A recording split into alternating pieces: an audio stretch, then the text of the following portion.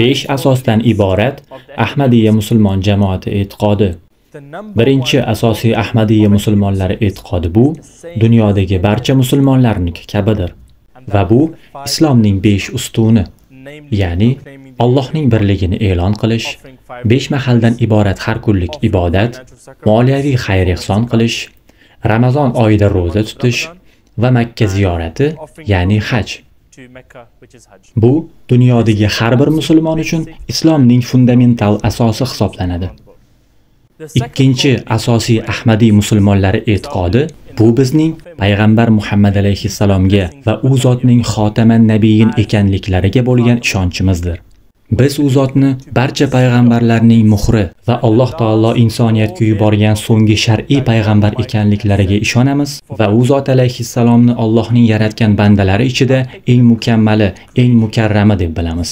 Uchinchi asosiy Ahmadiy musulmonlari e'tiqodi bu bizning Qur'oni Karimni insoniyat uchun asosiy mukammal qo'llanma deb bilishimiz va ushbu muqaddas kitob 14 asr muqaddam payg'ambarimiz Muhammad alayhissalomga nozil qilingan ko'rinishida har bir so'zi, har bir harfigacha saqlanib qolinganligiga ishonchimizdir.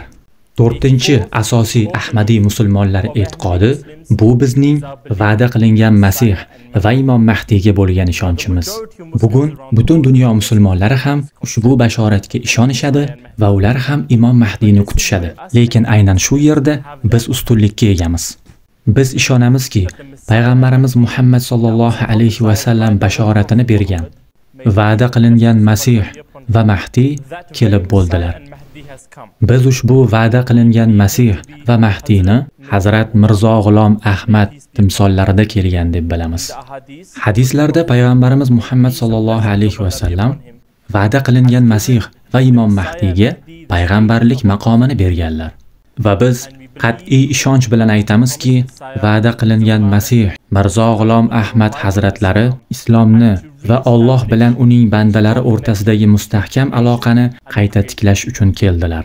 Beshinchi asosiy Ahmadiy musulmonlar e'tiqodi bu bizning xalifalik, vorislik oliygohiga bo'lgan ishonchimiz.